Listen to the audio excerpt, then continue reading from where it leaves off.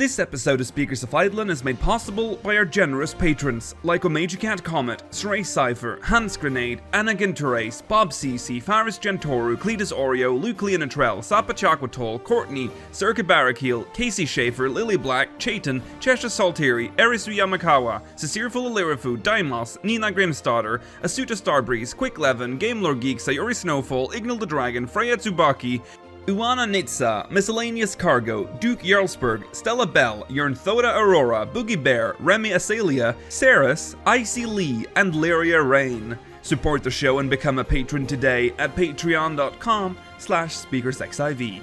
Thank you.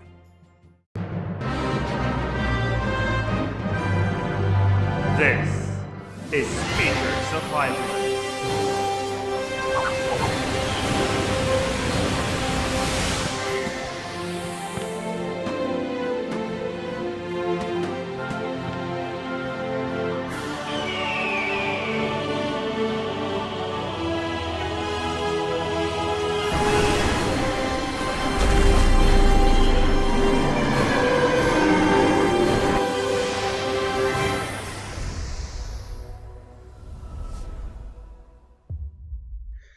Good evening, Eorzeans. Welcome to Speakers of Eidolon, the last episode before Shadowbringers, episode 149. I'm Lakeel Bravestone, and I'm joined today by Rollo Des.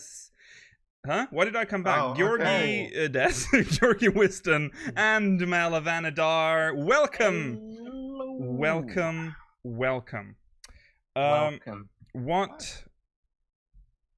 I can't believe that it's happening. It is less than a week away, ladies and gentlemen. Oh my gosh. It's 6 days. We are ending the Stormblood chapter now. This is the last time we're a Final Fantasy XIV Stormblood podcast. We are becoming Shadowbringers next week. Well, actually, I guess that's an important announcement to make. There will not be a regular episode of Speakers of Eidolon next week because of the game launch.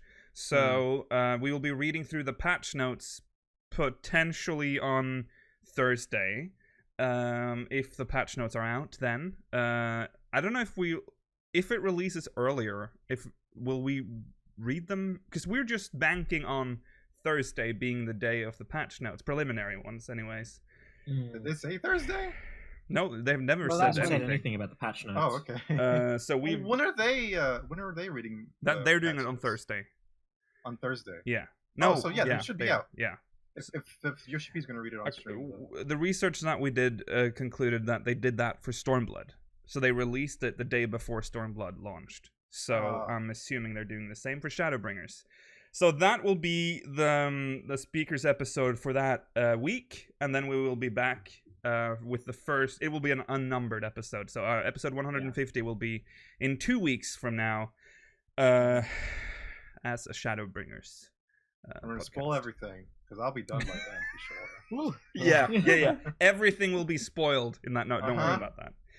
I think for expansions, normally we have the 2 week... what do you call it? Embargo, grace period, whatever you want to call it. I think it should be a little longer maybe for Shadowbringers, but we'll see. Right. In this episode 149, we will be reading through some Yoshi-P interviews again. These are shorter. It's from Gamer Escape and Famitsu. And in the great discussion this week, yes, because there is a great discussion, we are going to discuss the leaks, the Shadowbringer leaks, and data mining in general. Is it good or bad for the community? That's a hot potato. We should have had this discussion a long time ago. I think it was actually teased a few episodes back, but it's very relevant right now. So why not discuss it today? And of course, there won't be time for Mogmail. Mogmail is closed. You won't be able to send Mogmail. But I might open it up after Shadowbringers launch. So I will probably announce that on the next episode if we open the gates. Okay. Stay tuned for the post show, because in the post show we will premiere episode 6 of episode 9 of the Fallen Rise, the Final Fantasy 14, with a short discussion there. In channel updates, Remnants of a Realm, Alag, it's coming soon. I want to get it out before Shadowbringers. Don't know if I'll be able to do that, but we'll see. Oh yeah, also, we're starting with, patrons, we have finally decided on the movie night stuff, and we will start that in July. So if you're a Master or Supreme, stay tuned. More information to follow. There are also more changes that I'll be making to the Patreon as well, so stay tuned. So, yes. Okay, let's move on to recent events. Okay, so if you're in North America right now, there is an Amazon promotion going on for Shadowbringers. You can get a Black Fat Chocobo. All you have to do is spend $19.99 or above on any video game, and you will receive this mount for free. It's not any video game. They're very specific. Yeah, it's a bit more restrictive than that. Yeah, no pre-orders. Yeah, no pre-orders. No pre-orders. And not all video games either. You'll know. They're trying to scam you, because some games apparently have the text, like it's like $5.99, and it has the Black Chocobo DLC like listed underneath as if it'll qualify for it. $19.99 and no pre-orders. Remember that, otherwise you won't get it. Yeah. Also, when you go to checkout, you'll get like a confirmation window above your order. It's like, congratulations, you've qualified. So double check, triple check or before just get a order. time card. Apparently those have been sold out. They put new ones up. Okay, they have. Oh, the new ones. Okay, I didn't hear about the new ones. They were sold out pretty instantly when this was announced. Yeah. So there you go. If you have a North American account, you can get it. It doesn't. You don't have to be in North America. In fact, if you live in North America and you don't have a North account, it's irrelevant to you. Yeah. That's important, Europeans, because I saw some Europeans commenting in the on the thread on Reddit. You can't use this on your account if it's a European account. Yeah. So. You guys have to buy Dr. Pepper or we have to wait for some bullshit campaign. Some magazine. Yeah. We have to take a photo of ourselves. Wait to buy another anime Blu-ray that I didn't want. At least you could buy something. It was easier for me than it was for you, Lakio. Yeah. Surprising. Yeah. Right. I have to say, I never heard of the store that it was attached to, though. No. It's weird. They picked like the most obscure... The one for us, for the Cumulus mount, was like a scam site or something. It was horrible. It looked like a scam It had timers site. ticking down all over the place. When you made an account, you had to do a £1 transaction that they would then send back to you. Which I have never... I just felt so uncomfortable on It was so sketch. And you had to like wait too. Like they did like a transaction and your account was like, you had to like wait for them to like validate. It was absurd. It was awful. Yeah. The best thing about mine is that when I went to validate it, it didn't work. So I had to complain. Good. European promotions just suck. Yeah, why are they so horrible? Terrible. It's because they try and do it country specific, because they think we all want our own thematic holiday. Yeah. Because all you guys don't use Amazon. Here it's just like... Well, that's the weird thing. We do. Amazon is pretty... Yeah, it's getting pretty universal. I can even shop on the US Amazon without problems. Yeah. So why so can I. It's more expensive than using the UK one, but I can. Yeah. So I don't know what the problem is, but everything's difficult in Europe.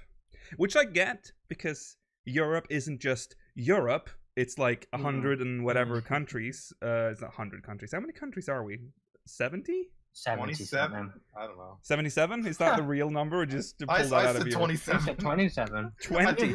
That's how many are in the EU, though, right? Yeah, but 27. Europe. And Europe is bigger than that. 44. 44. 44. Okay, 44. Okay. There's 44 countries with individual internet laws and whatever. Yeah. So you know. Okay. Right. So let's move on. There have been a post on the Lodestone. Announcing adjustments to fates. The fate category about time. About time. The Fate category in the challenge log will be revised in patch 5.0, and the following objectives will be removed. Fated to wander and embrace your fate. As such, we recommend that players fulfill the requirements for these objectives before maintenance for patch 5.0 begins. Why? Yeah. If you want to, we'll find out. Some people save them. Yeah. Yeah. To, get XP for the Mhm. expansion. Oh, right. Yeah. So you can't do that this time. Yeah. They'll do 4 fates for Fated to Wander and 9 fates for Embrace Your Fate, so that they can just do 1 as soon as the expansion lands. But that doesn't matter now. No. Yeah. So just do them. Yes. Right. I saw. I'm assuming Georgi put this in the preliminary show notes. But the Hori Tactical Assault Commander F14 gaming keypad is now available for pre-order. So it opened on June 14th, and pre-orders end at July 4th. And shipping will begin on Thursday, November 21st. And the price is $129.99. That's expensive. Yeah. That's about as much as like other left-handed gaming. Yeah, And I would say that's not including shipping, by the way, which That's gonna suck for you guys. yeah. Well, I can't even order it here. Yeah, there you In the go. same way I can't order the security token. Yeah. Oh, Yeah. so sad. Mm-hmm. Right. So if you're interested in that keypad, go pre-order, I guess. Mm-hmm. So we got some new worlds on Chaos and Light. Well, we got one new world on Chaos and one new world on Light. Chaos got Spriggan and Light got Twintania. We called one of them. Yeah. Just a shame the other one wasn't Matoya, but whatever. Yeah. Spriggan. We got the better one. We got the better one. Even though I would say live on Twintania. I would like living on Goblin. I would say that Twintania is more suitable for Chaos. But yeah, because it's chaotic. But whatever. Spriggans are they're chaotic too, I guess. Dark and chaotic. Yeah. They like bite your knees. Yeah. Or bash rock at at you. Yeah. They prey on Lalafels, we discovered. Yeah. Oh, God. Yeah. One thing, a lot of people got a very rude awakening though, because a lot of people just transferred over to Spriggan like immediately, like they abandoned all their friends and whatever for Spriggan because they wanted a house. Oh yeah. There's no housing on Spriggan and Twintania.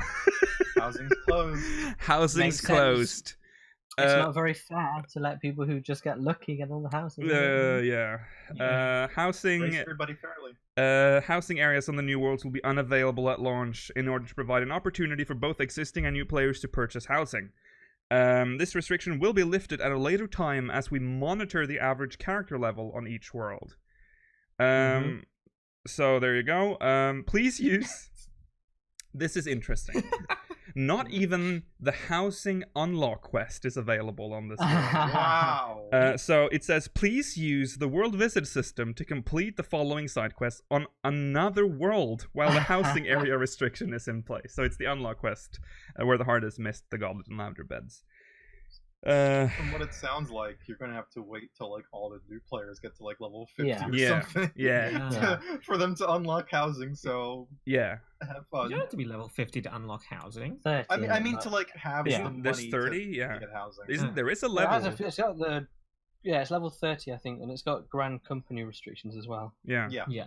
So there's some bit you have to do. I think we're okay. Hold on. It's better this way though, because it would have been unfair if people had just gone and eaten them all up.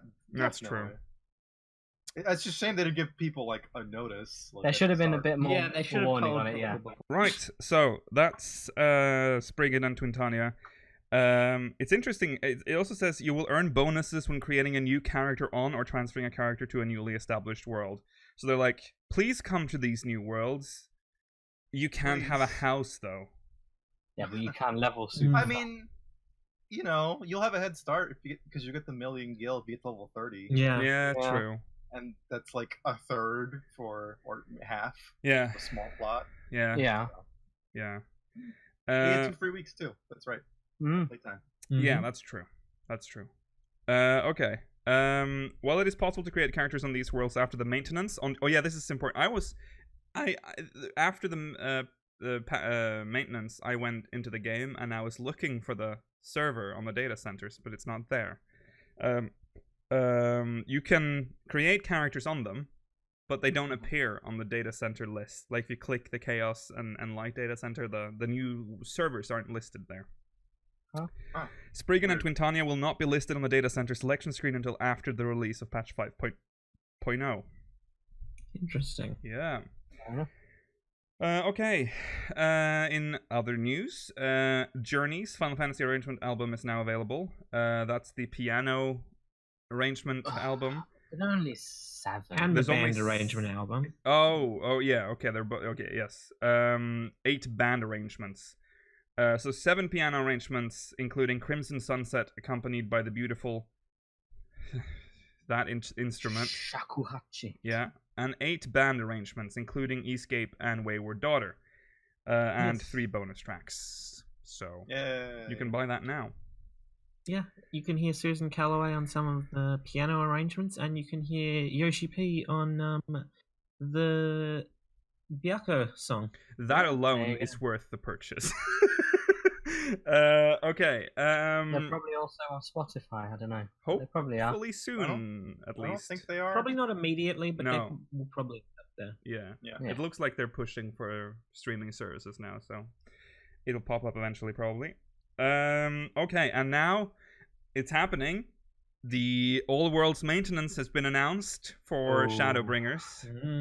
Stormblood servers go down on July 27th. 2 a.m. This is PDT. 10. That would be 10 a.m.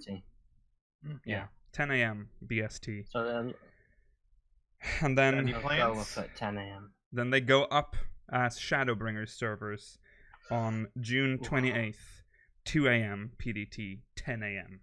BST. So long. What am I gonna do? Yeah. You know it's going to be a difficult day. Well, we'll be reading patch notes. You will be doing something for quite a while. The Homeworld Transfer Service. The Homeworld Transfer Service will be suspended 30 minutes before maintenance begins because we anticipate heavy server load due to the start of early access and the implementation of patch 5.0. The Homeworld Transfer Service is scheduled to be available again on June 29th, 2019 at around 1 a.m. So what does that mean? Does that mean that you can travel to a different world, but you can't go home? What does Homeworld Transfer Service mean? What does that mean? I think that means changing servers, right? Oh my god. Don't travel to a transfer system. Don't travel. Oh yeah, that's the home. That's but we're home now. We have home worlds now, don't we? Oh, okay. But why not? I'm confused. I don't know why they use the word. Just call it server transfer. Oh, they just call. Oh, of course, they've just changed the name because of. Okay, I see. It's just the normal transfer service. I get it. It would be funny though if someone got like trapped on Brynhilde or something. Poor Brynhilde.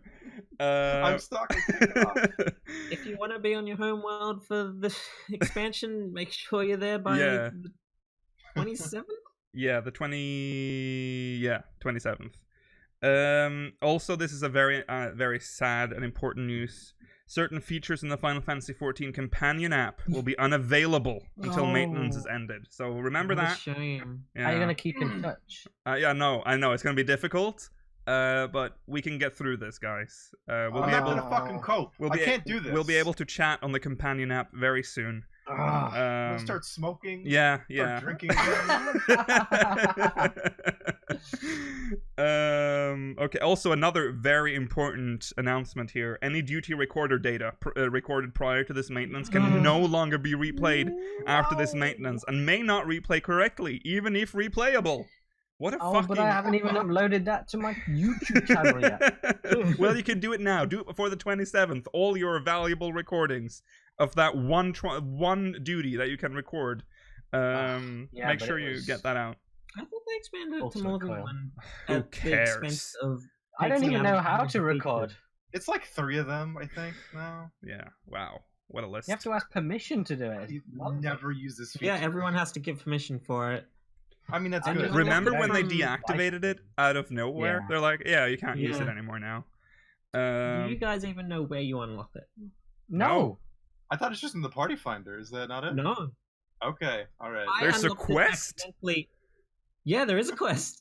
What? I didn't realize I was unlocking it when I unlocked it. You get it from the Wandering Minstrel in Morderna. What? Is it called something like Worth of Tons of Salt or something? I don't know. Worth of tons? No, that's not it. It doesn't mention salt. That's the end to a Stormblood storyline. Oh, I don't know then. No, I'd say maybe I have. It's a Wandering Minstrel thing, and then he says, "Normally, I'm the one recreating your stories, but with this, you can do it." Oh, maybe I have unlocked. I must have done it, but I was clearly not aware of it when I did it. I don't think I have it on my main. I think I only unlocked it on my alt because I didn't know what it was. Oh, right. Okay. Well, that's interesting. Not. But maintenance is coming, and it's only a few days away now. And it's only 24 hours. A bit shorter than I thought. Yeah, it was. Yeah. But that's fine. But remember, you are running out of time if you're planning on finishing Stormblood before Shadowbringers. Time's ticking. Yeah. And make sure to also do the event because that's going to go as well. So do everything. That Moogle event is about to end. So if you wanted those Namasu earrings, hurry. Also, the Make It Rain event. That one's going to end. That's ending much. Do everything. Come on, guys. When does that end? Do we know? Oh, we don't know. Soon. I think soon. TM. Tomorrow. 2 days from now. So it ends before maintenance? I don't know. Yes. Okay. It ends either the 24th or the 25th. How strange. Why? Why wouldn't they just at 2 a.m. Rollo? Whatever it would be in your time. No, because for my time that's like 5 a.m. Oh, that's not as bad. That's actually That's doable. Not so bad. I mean, I might stay up. It would be stupid to do that. Yeah. Oh no, set an alarm for 4 and go to bed early. I mean, it ends at 9 p.m. for me, so it's ideal. Oh, that's rubbish. Aren't you time. lucky? No. That is prime. Why is well, that rubbish? Not for boomers, but for other people, that's prime time. 9 p.m. on a Friday? It's lovely. In Australia, I mean, I suppose it is a Friday. Yeah. I was just thinking of it as a normal day. Right. It doesn't matter when prime time is for Australia. I'm not on any servers where Australians really play. Oh, yeah. That's true. Yeah. In fact, you might actually be able to progress because no one else will be playing. Yeah. So wait, sorry. What time does it open up again? Was it 2 a.m. PDT, 10 a.m. BST? Yeah. 10. Okay. Maybe I'll do it. I don't know. For me, it'll be 11 p.m. So it's like. Yeah, it's great. Yeah. Okay. Leisurely. Did I say 11 p.m.? I meant 11 a.m. Okay. Let's move on to our main story, the interviews. This one by Famitsu. We'll start with Famitsu first. Here's the link for you. The interview sort of covers a lot of stuff we've already covered before. So we'll just brush past the ones that we've sort of discussed prior to this episode. Okay. So, let's jump into it. Tell us about the concept, game experience, and direction you aimed for with Shadowbringers. Yoshida says, the previous 2 expansions... What? Direction, yeah. Oh. What? Erection? I know what you heard, Rollo, but I skipped over it. Too much MRK. Yeah, that would make sense, Rollo. Tell us about the concept, game experience, and erection you aimed for with Shadowbringers. Big. The biggest one. Yoshida, the previous... The previous 2 expansions, Heavensward and Stormblood, did have a purpose to expand on the game experience. But it's also a huge goal and purpose to get over what 1.0 left behind. And move closer and shape what a typical Final Fantasy title should be. Shade. Ultimate shade. Now that all of that is out of the way, with Shadowbringers, we decided it's about time to finish the story that started in 1.0. On top of that, we also want to flip over a lot of aspects through the whole game experience. What? The story that started in 1.0, are they going to end it in Shadowbringers? Yeah. It's the whole conclusion as to, what Hydaelyn really is, what the Ascians really are. Yeah. Answer well, everything. It's sort of contradicting... Was the question of what Hydaelyn was a question in 1.0? Obviously. It was probably I'm asking the expert a little bit in Well, Heidelin didn't really have much of a role in 1.0, but she was there. She's in the very beginning. She does the hear, feel, think thing. And I think I mean more the ASEAN stuff. You do have the echo. Yeah. The ASEAN storyline was pretty... that was heavier in 1.0. The Left Behinds, like Ishgard and Garlemald and stuff. Yeah. The Garleans, of course, being a big storyline. Girabania. Yeah. The first. After this, the first is kind of out of nowhere.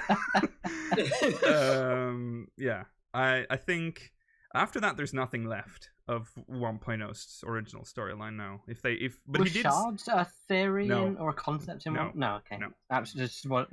So it was only Heidelin then, really. Shards. Yeah, we still have questions about the 12 though. The 12. Well, that might be on this. The 12 played a bigger part in 1.0, so I'm expecting that to be a topic at least. If they're putting it into 1.0, I better learn something about the 12. Yeah, they were very important actually. Come to think of it, at the end, because you had to go on the pilgrimage and all that. Yeah. Heidelin was. I'm rusty. More in the background. Yeah, I don't even think Louis Soir talked about Heidelin much. I think he might have referred to her as like the Mother Crystal or something, but I don't think. It's been a long time. I can't remember, but it's. I wonder if Yoshi-P switched around the importance of the two when he went. It is possible. It is possible. But we know that a lot of 14's lore was decided before the game came out. Like they made like a Bible, like with everything, like constellations, world lore, everything was sort of chiseled down. And I know that they kept all of that for A Realm Reborn. But I think Yoshi-P, and that's what we've seen, is that he wants to make his own lore as well. He doesn't really want. He's not a big fan of touching the old lore. Yoshi-P has said that whenever he wants something, he says he wants it, and then he tells the lore creators to just find some way to include it. Yeah, that's what he does. May work. Yeah. Okay. So he said we also want to flip over a lot of aspects to the whole game experience. Flip over, they ask. Yoshida says, by adding the trust system, where you can fight alongside NPCs in this MMORPG, you'll be able to clear the MSQ and content involved in it as a solo player. This by itself flips the tables by making an MMO soloable. Along with the main scenario, when people hear you will be visiting a world filled with light, you might imagine something holy or the right side, but it's the other way around, where it's a story of bringing back darkness to the world. Just like how the title of the expansion has traitors/rebels in it. We want to flip over a lot this time. Oh yeah, it's because the JP title is Jet Black Villains with traitors as the subtitle for the word villains. Great name. Japanese culture loves adding subtitles on top of subtitles. And it's written as traitors, but reads as villains, the English word, which makes it okay. I mean, Japanese dungeon names have subtitles. Yeah. All of them do. Yeah. Jet Black Villains.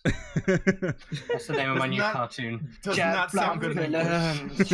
Every 14 expansion in Japan also has a color in their name. Yes. Oh yeah, that's true. Crimson Liberation, Azure or whatever. Yeah, Azure as well. Yeah. Azure Lane. Why are you obsessed with Jet Black? I just think Jet Black Villains is just the greatest name ever. Yeah. It's just fantastic. Okay, seems like it's different compared to the other expansions. Yoshida says, although there are things that haven't changed. There are things that haven't changed. Shadowbringers can be experienced like a continuation of his favorite. Like a continuation of a TV series. But like previous expansions, we aim to deliver a story and game experience that rivals or has even more than a new standalone RPG title, and that concept hasn't changed. Some content we spread out horizontally in the past will receive vertical build-ups to each of them, and the volume of content surpasses that of the past. I hope people enjoy the expansion as a brand new Final Fantasy series title. Okay, I think that means that in the past they've put all these seeds of storylines, and now they're going to grow into like full stories. All right, that makes sense. Yeah. Well, it could also. I mean, some content is just horizontal, like sightseeing log or Gold Saucer or Chloe or whatever. Oh God, I forgot about Chloe. And he's trying to make them have tiers to them, I guess. I don't know. Maybe it's a bit confusing. Yeah. I like to see what he means by that. Yeah. It's vague. Yeah. Yeah. The players are interested in the new story. Not a question. Yoshida says. But it's true. It's true. Yoshida replies, we went through desperate measures to create the main scenario this time. The story will accelerate towards the end of one section of Final Fantasy XIV's story. Players might even worry about the amount of reveals and be anxious about the game ending soon. Huh? We include a lot of features that revolve around the scenario, so we'd like players to enjoy every single part of it. So that's I mean, I'm sure it's because they are literally finishing the 1.0 arc. Yeah. And that's a lot of stuff to finish in an expansion, because they set up a lot of like, the thing is, the weird thing about the storyline is that it started in 1.0. They sort of built on it a little in A Realm Reborn, then they just left it for 2 expansions. Yeah. And then now we're back. Yoshi-P wanted his traditional dragons and sorcery expansion. Yeah, to be fair, they did touch the Ascian storyline. They touched the Ascians in the Mon Brida stuff and all that. Yeah, they somewhat. Yeah, there's also, like, back to this for a little bit. Heavensward also introduced the Warriors of Darkness, which set up this. Yeah, that's true. Yeah. Also, there was also an ending. All the endings of the expansions had like its own like Ascian part, right, where they're in the void or whatever.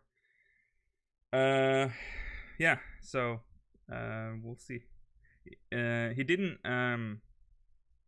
say it. Did we talk about that? That he there's another big reveal. Like, the reveal in the trailer is nothing compared to the actual reveals coming up. Before, yeah, I think so. Makes me sick with worry. Maybe that's like the 12. The 12 are those are the real gods. We'll find out. Yeah.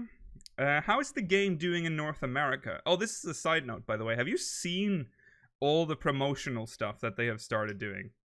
I have. Good lord. Yeah. I am seeing there was the Hannibal Buress commercial with the guy from Spider-Man. Yeah. I love that you say it's the Hannibal Buress commercial. Yeah. I don't. Everyone else would say it the other way around. Yeah. I'm sorry. I know Hannibal Buress from Tom Holland. Uh-huh. He's an Eric Andre show. He's really funny. Yeah. I didn't even think about that. Like, Rollo. Yeah, the Times Square ad is crazy as well. Yeah, Times Square, yeah. And yeah, there's a lot of, they're doing a lot. They took down the Japanese commercial, the anime one. What? Oh, they really? did? I assume because they realized the cat girl had human ears. Oh no. Oh no. Oh wow. How can you fuck that up? That's like, it was like a 30-second commercial. Did it also have cat ears? Did it have like both? Or was it had both? Ew. But also sometimes it was just her hair. Like, the cat ears were just like her hair. Yeah, just part of her hair as well. Did the animators not know what they were doing? I guess it was just like a rush job or something. Yeah, I'm just speculating. I don't know the exact reason the commercial was taken. Well, that might be a good reason though, because that's wow. Well, there we go. Well animated though. Other than that, all the better to hear you with their full ears. Okay. Speaking of all the PR stuff, how's the game doing in North America? Okay, so what is that word? That visible? is visible. So okay, it is visible. I what they've gone assume. for. Yeah. It's okay. NA numbers are really visible and easy to tell how they act. You guys interpret that sentence while I move on. When a new patch releases, a lot of players flood in and take a break after they've finished with what they wanted to accomplish. Then this repeats itself for each patch and heats up again before the expansion. The NA region has the most amount of players, and even during the calm, he specifically references Final Fantasy X's calm, weird, between patches, they have the highest amount of players. Not a surprise. I hope he means 11 and not 10. Oh, yeah. Huh? Because why would he reference FF10 as the... Yeah, in between the patches for 10? Yeah. I think he means 11. I'm probably 11. No, calm is the between sin and... But then he's using it as a metaphor. Yeah. Between patches. Yeah, I'm sorry. That's why I thought it was such a weird thing. It's okay. I was just thinking maybe 10 will be relevant this expansion. Maybe that's why it's on his mind. I doubt it. Kimari's gonna be there. He's gonna push it. Yeah, that's as 10 as we're ever gonna get in his game. Yeah. Okay. How about Europe? It's about to puncture. It's about to puncture. It's right. I think I would have said burst. But puncture is not the word I would use. It's about to puncture everyone. Yeah. It's about to puncture the other servers. Each server is reaching its limit, and we have already decided to add 2 servers, Spriggan and Puntania. So you have to add servers no matter what. Yoshida says yes. The EU regions are growing at a scary pace, and it's coming to a point where we have to limit character creations on all EU servers. Oh. That hasn't happened yet. Is that the case? Well, that's going to happen soon then. I'm assuming after Shadowbringers launch? Well, okay. Strange. How about hometown Japan? Hometown Japan? Japan's my city. JP servers are also continuing to grow consistently, and the numbers haven't decreased for a long while. Thanks to the schedule where we precisely spread collab events and content up to the expansion, even though it's before the expansion, the numbers haven't dropped, and new players are rushing in. We're also expecting the return of all those players taking a break, so we are in an extremely good state. Yes. Final Fantasy XIV has purchasable optional boost items called jump potions, but what's the stance on these? Oh my god, Yoshi-P! Let's say... a new metaphor. No, this is it. Let's say Final Fantasy XIV was a TV series. The entrance changes depending on if a new player is willing to start playing from A Realm Reborn Season 1, or if they found out about it and got interested in Shadowbringers, and if they understand that Shadowbringers is the 4th season of the TV series. The purpose of the jump potion is to provide an option on how you want to start. If you start watching season 4. Yeah, who does that? What are you? If you start in the normal fashion, you can start from season 1, and if you use the free trial, you can play unlimitedly. Unlimitedly to level 35. On the other hand, players can also use the boost items to jump right into the 4th season. By showing the options before they start playing, they are free to choose whichever they prefer. I understand the season metaphor in relation to like perpetually continuing anime, where like they're designed for children, so children drop out, and then children will later on, new children will pick them up in like season 5, and it doesn't matter what came beforehand. Yeah. It doesn't work with Final Fantasy XIV because quite a lot of what comes beforehand is very relevant. Yeah. Well, that's weird because he says jump potions, and they're asking. I think they were asking about level potions, and not the story skips. Oh, you're right. I didn't even think about that. Yeah. Well. Yeah. Because I think. Well, I guess that's what he wants to answer, Ron. I think it's just I think they just used it as an umbrella term, and he just chose to talk about the. So what about getting paladins to level 70? Yeah, that's also true. Because like, if he was talking about story skips, that'd be just like skipping the 1st season and going to season 2, or possibly season 3. Yeah. Counting Heaven's Sword. The seasons of leveling not as interesting. Yeah. True. Shadowbringers will bring 2 new jobs, but we'd like you to start by talking about Gunbreaker, and it's okay. I think we have to jump over that because we've sort of already talked. Gunblade, press buttons, dancer is easy. Yeah, let's talk about Eden. Yeah. The next high-end raid, the Garden of Hope, Eden, English name, just Eden. Will have its characters and bosses designed by Tetsuya Nomura. but can you tell us how and why you chose him? I cannot go into details, but we always had this idea of implementing a certain boss. And we started by thinking about how Tetsuya would interpret this boss. Oh. Who do you think that boss is? Oh, that means, right? Sin. Lulu. Lulu? Lulu? I don't know. She's got the most belts.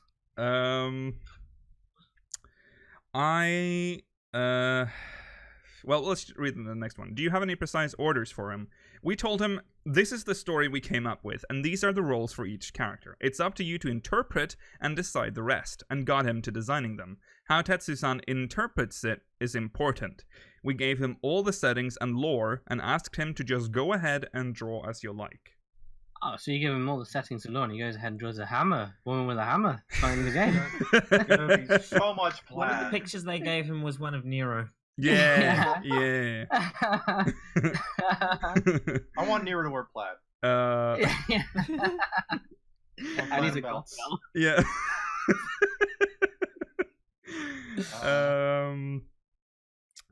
I don't know what boss they wanted him, like, specific, but is it Eden itself? They just want him to design Eden? Because if it is, then he's designed it exactly like it is in 8. Yeah. Is there like a certain boss from 8 that people really like or something? I haven't played 8, so I can't say. Oh, wait, but did Nomura... Nomura... Nomura wasn't involved in 8, was he? I don't think he... Was he not? Was he not? I thought he was the character designer for 8. I don't know. Maybe he is, actually. Okay, he was. He was the character designer for 8. Well, in that case, T-Rex. Just give us T-Rex. We already have the model in game. Oh, we already have a... We're definitely going to fight a T-Rex. Yeah. There's definitely going to be the Faust of Eden is going to be a T-Rex. I want to fight that spider thing. Ultimecia. That would... How weird. Why would you bring her into this? No, she does time compression. She is like a time mage. So she could... Look. Calm yourself, right? Oh my god! It can be anything. Why are you picking things that he did design? Because it's 8. That's related to 8. Yeah, but he's saying we wanted him to design a certain boss and interpret it in his way. So why would it be one? Why would they pick one he's already made? Oh yeah, that's true. That's a very good point. Well, who could it possibly? Hey Nomura. What about that T-Rex in 8? What would you design it like? Well, he gets a chance to like redesign it. Remember, I mean, I've got a lot of flack for what I said in Fallen Rise about 8. But let's be real, 8 does not look good, and I don't think his vision came through on a lot of those models. It's getting an HD remaster. Yeah, they weren't that happy with how it looked, considering how much effort they put into the remaster. Yeah. Wait, do you mean like the actual models or the concept art and the characters? I'm sure the concept art is great for all of them. Oh, the concept. But I'm talking about in-game models. The designs are good, but the in-game graphics aren't. And it's basically just because it's one massive. Dude, the remaster looks so good. Everything's just jagged. Those models for the remaster are like new. They're not even from like... I thought they were going to just rip them from, Dissidia or whatever, but they didn't. It's not even immediately noticeable as well, but it becomes so apparent how much better they are when you put them side by side. It definitely has that kind of feeling of like, this is what you would think it would look like as a kid. Yeah. This is how you remember it. Yeah. I haven't played it. It reminds me very much of the 9 remaster as well. Yeah. And that it looks super smooth. Yeah. But 9 sort of got away with what it looked like because it had like this chibi, like drawn art style. Yeah. Well, because 8 they probably realized that 8 didn't turn out how they wanted it to look. Yeah. They went for a more realistic look for 8 with a system that wasn't quite ready for it. So you got a lot of like the polygons like switching around in the face, so the face texture was just like the eyes would be like in the forehead sometimes. It was pretty crazy. Famous screenshot of like, wow, you're so handsome. Yeah, guy head. Guy in the room. Yeah. A garbled mess. I love 8 though. It is my Final Fantasy, 8's the best but one. it's time has not been kind. I'll play the remake. I want to see. Good luck with Junctions. Oh, I love junctions. It was I love junctions I had too, but... Dude, hold on. I never do this on the podcast. Just stay here. Just talk about 8. Talk about the 8 remake. I'll be right back. All right. Here's that famous, very funny image, by the way. I hope they keep in people love it when you do this. I know. I hope he cuts this part out because it always annoys people. It's the picture that you're all thinking of. Okay. Squall's mutilated face. Here's my guy. It's so broken at the back. Like, I used this. So it's a guy. Look at this. You could buy. It in English? Yeah, it's in English. Oh. And it has the map of like the of the world. It looks Which like one was 8 one? It didn't have a name, which is really strange. It was a nameless world. That's because it was on a dream. Isn't it like loosely connected to 7? Or am I wrong? No, that was 10. That was 10. Yeah, 10 is loosely connected to 7. Well, right. 10 too, if you want to be very technical. But all right. I was thinking of finding Eden, because Eden is in here. Maybe we could. Sorry, I'm not. Eden looks kind of like a sci-fi spaceship. Yeah, it is Eden a spaceship. Looks a bit there like it is. Tentacruel. Oh, there it is. Oh. You found it after defeating Bahamut at the Deep Sea Research Center. Guardian Force. He's showing it. You keep asking every time we say GF, Rollo. I know, because it's funny. Sorry, audio listeners, by the way. He showed us a picture of Eden. Oh, well below the surface. He showed a picture of Eden from a strategy guide. Sorry, audio listeners. I'm very sorry. Well below the surface, you'll encounter Ultima Weapon. If you have enough steam power left to reactivate the excavation site, Eden, the ultimate GF, must be drawn from Ultima Weapon during the final battle. There you go. I'm sorry. Ultimate GF is just so funny. The ultimate girlfriend. Yeah. It is the ultimate girlfriend. It's just a fucking spaceship. Okay. Where are we? We're Final Fantasy fans should. I don't think it's supposed to say focus on his work, but let's go with that. Tetsu-san is someone who has been involved with Final Fantasy from the old ages. So yeah, the old ages. The Bronze Age. Oh, 6, yeah. 6 yeah, he started in the Bronze Age. There weren't many games back then, but he was working hard. Yeah. It depends on your generation. To all our Bronze Age boomers out there. But those overseas was better back then. But those overseas should be familiar with his work on Final Fantasy 6 and 7. Having someone iconic as him perfectly suits the Shadowbringers title. Oh. After seeing characters created by Tetsu and liking them, it would be nice if they take the next step and Cosplappy them. Cosplay as them. Cosplappy as them. And push the Final Fantasy-ness inside, the FF-ness inside Final Fantasy XIV even further. What does that even mean? Finally having a character designed by Tetsu in the Final Fantasy theme park is a concept we always aimed for. You just got a Cosplappy as your favorite Final Fantasy character. I think he means that, like, classic Final Fantasy look of being big hair. Yeah. Like, you know, like that, like the spiky hair, the big outfits, all that stuff. Yeah. Huge sword. Yeah. The belts. Oh, yeah. And a weapon. Okay. So that's that. Still nothing. No juicy news about. Absolutely Eden. no real news from that. No. Okay, next. Materials for the Ishgard restoration will be gathered in Diadem. We knew that. But here's more. Ishgard restoration is endgame content for crafters and gatherers, but what is the game experience going to be like? Yoshida says, I think the ultimate endgame for Disciples of Hand and Land will still be market board related. However, the hurdle is really high for people who just started playing MMORPGs. Our aim is to provide an opportunity for players to be praised by others through a long-term competition. Well to be praised. Well done.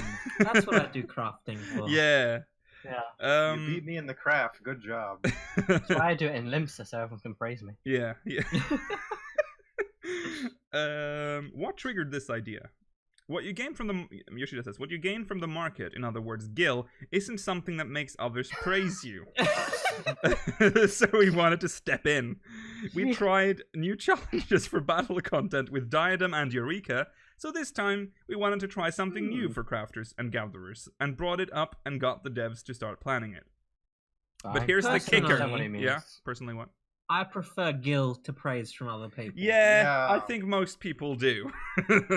I think by praise, he doesn't necessarily mean them saying well done. I think he means you having the cool, unique glams. Yeah, maybe. Yeah, that's possible. Or maybe like a cool title. Because you can't tell that you've got like 100 million Gil. Yeah. Patch... So this is the kicker, unfortunately. When will it be added? Patch 5.1. It's still early to discuss it in detail, but there will be several series of progression within the same patch. Oh, within the same patch. An enormous amount of mats and hand-ins will be necessary to finish the restoration, and Diadem will be involved in the process. Ho-ho! End me. They say. Diadem, sorry, not Diadem, Yoshi-P says. Ho, ho, ho. Diadems, yeah, it's weird that Santa Claus just came in there. Diadem just passed by. Diadem's exploration progressed as players did their work, so we're going to rebalance the whole island. The basic images: go to Diadem and gather mats. Use that to craft and repeat this to restore Ishgard. Talks about the ranking we found out up in the other interview, the leaderboards and all that. Some players might feel cramped if we provoke too much competition, but we also think competing is part of gaming, so we'd like to challenge what we haven't done before and hope to find something new by using that as experience.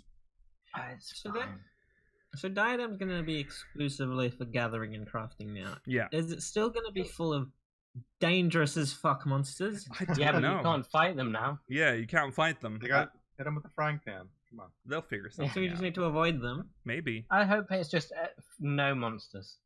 Yeah, that's what I hope makes for as well. Or like passive ones, like ones that don't attack on sight and stuff. Yeah, non-aggressive monsters. That'd be nice. Yeah. Imagine having to go and find that stupid snail of invisibility. Oh, good God. Maybe you have to like attack the monsters. Frying pan get, extreme. Like, skins and such. Or maybe the monsters are the gathering nodes. No. Yeah, get up on his back. Yeah, you have to cut off as like a snail eye, a snail stalk. Yeah. You need that to repair Ishgard. Use that as glue. It'll be, as a miner, you'll just be like carving into golems. Fucking Ishgard stinks, dude. Stinks a fucking snail. Why are you splitting them into seasons? It's like a TV show. To avoid the same person from dominating the top ranks. If we have a rule where you can't re-obtain a prize, it will provide space for others to work hard. Yeah. That's fine. Yeah. We will continue to update the content and expand on its size. We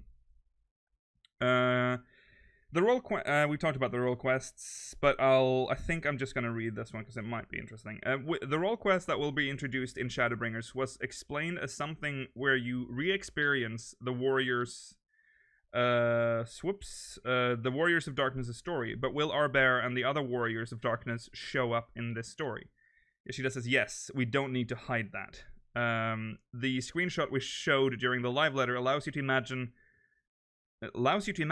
so those are the Warriors of Darkness when they were young. But when we talked about how Lalafels were called dwarves on the first, players were discussing, but the White Mage, Devout, which is the first name for White Mage, of Darkness, showed her face, even though she's a dwarf. Don't worry, Lamimi will be wearing a helmet in those quests. We wrote a proper story for her as well, so please enjoy it. That's interesting, but she doesn't. So she'll just wear the helmet. Obviously, she won't have a fucking beard. But still have the dress. We'll get that storyline, Nikhil. Yeah, I'm a Devout on the first. That's That's that's better than White Mage. Probably still has all the good stuff. Yeah, they still have Stone Skin. They have Protect. Go back to Shroud of Saints. There are and their Fluid Aura does damage. And pushback. Like Fluid Aura is supposed to be like. So, just stay on the first. Just saying, I'm staying. I'm not coming back. They have Stone Skin 2 as well. They've got Stone Skin 3. Yeah, actually, yeah. Because that's the route they went. Like, they're Protect 2, too. So it's like... Oh my god. Wow, everyone coming... Fluid Aura 2, it just pushes back an AoE pushback. Oh my god, that would be amazing. Yeah, damage potency 300. Complete mayhem. And then you can use a Holy 4, which is like an inverted. It's absolutely you wouldn't believe it. So you can use Fluid Aura 2, so everyone's like a donut around you, and then you use Holy 4, which is a donut around you, and it hits everyone. It's a combo action. Incredible on the Devout, super OP on the first. That's canon. That's lore. Anyways, write that one. Put it on the wiki. Yeah, put that on the wiki. There are a variety of playstyles in Final Fantasy XIV now, and you have players who are passionate about taking photos with the group post feature. Players who have their own restaurant. Huh? What? And those who... Oh, sorry, he's talking about in-game. And those who perform music and roleplay in their own fashion. I thought he was just going to bring up, like, some restaurateurs, and they like playing 14 as well. They've not got the time. And those who perform music and roleplay in their own fashion. I think Domen Mahjong is the pinnacle of varied content. But are you planning the next step? I disagree with the statement, but sure. Add Domino's. That'd be funner. Please? I thought you meant pizza company. Yeah. No! Because we were talking about restaurant roleplay. I thought, just add Domino's. You can order it in-game like they used to be able to for EverQuest. You're going to be able to make pizza in-game. When we discover Italy. It's on the first. It's on the... It's gonna be a new recipe. It's in It's in Ishgard because that's Europe. They'll have a little tail sticking out. Ishgard is Europe. Yeah. Okay. I thought. Oh. Okay, everything's falling apart now. Everything's falling apart. Yoshida says yes, but we still can't talk about elements as organized as Domen Mahjong. We do want to vitalize the community with one more push. With the addition of the World Visit system, a lot of events are starting to be held by players, and those who want to participate in these are probably demanding a casual feature. What do you mean? For example, if a player enters a famous bar type of house. Okay, sorry, I don't understand. I don't know what this means. Yeah. It doesn't mean they want to heavily interact with the owner. They might just want to sit down or take a sneak peek. To further promote those aspects, we are developing a circle. Oh, this is the circle system. Yeah. If a notice comes from the circle you are part of, it might make players want to participate in those events. This circle feature is to help those players who have their own events. That's cool. Yeah. Like a link shell, but they can't contact every... Yes. Do you have any final words for the readers? This is Yoshida's final statement. This is for the readers. Final Fantasy XIV is content where we continue to strive for let's make something interesting. We are actually talking about shifting from a game to entertainment called Final Fantasy XIV. What is that? What? Okay. And have players enjoy that, and we are trying to provide a playground that surpasses the boundaries we are currently in. The expansion is one of the timings where the playground bumps up in scale. We have countless amounts of playgrounds, so not trying those out is a waste. There you go. We don't mind if it's just the free trial, so we would like players to casually visit our game. Oh, he's talking to the readers who might not play the game. Right. It has been 6 years, and yet there exists a Final Fantasy game that continues to evolve, and we'd be happy if people experience it with their own eyes. We have a world created with the hard work by the devs and the community team, and a large community built by the players inside of it. I wish for those who read this article to come visit. There you go. So that's the message to the people that don't play.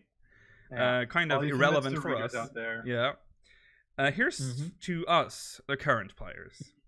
We developed this expansion so players can feel the expansion is finally around the corner and get excited about it. That's Is that the only reason they made the expansion? Yep. The reason behind this is because, as a player myself, I don't want there to be an atmosphere like, the usual expansion we're used to is here again after 2 years. Orange? Okay. Is that Orange? Is that you? Since we have an expansion in the same 2-year cycle, it's inevitable for some players to feel that way. But our largest goal is to make players think, you don't have to update 4.x anymore, just let us play the expansion already. Yeah. I really can't wait for the release, they say. Yoshi-P ends it with, the current Final Fantasy XIV has a variety of ways you can enjoy it, so you don't have to be bound to one of them. We designed it so you don't have to rush and compete to win. Like always, we'd like players to play with their own pace and pick what they really want to play first. We definitely won't betray your expectations, so please look forward to it. Yeah, Yay. such a thing. Yeah. And that's when it just like the epic music and cuts away. Yeah. I almost played off the sound that Rollo linked earlier. Please, I am begging you. Do not, please. You can't know that. Maybe the post show. Maybe the post show. Okay. Okay, now we're moving on to the second interview from Gamer Escape. There's some very interesting questions here. We are going to have to speed up. Gamer Escape asks, in the 1.0 trailer, and now with the Shadowbringers teaser trailer, the Warrior of Light is wearing a kind of generic set of armor. A lot of players are wondering whether we will ever be able to equip it. Yes, I want to equip that. That gear was teased in fucking 1.0 and never came. That armor doesn't exist in the game files. Shot down. Oof.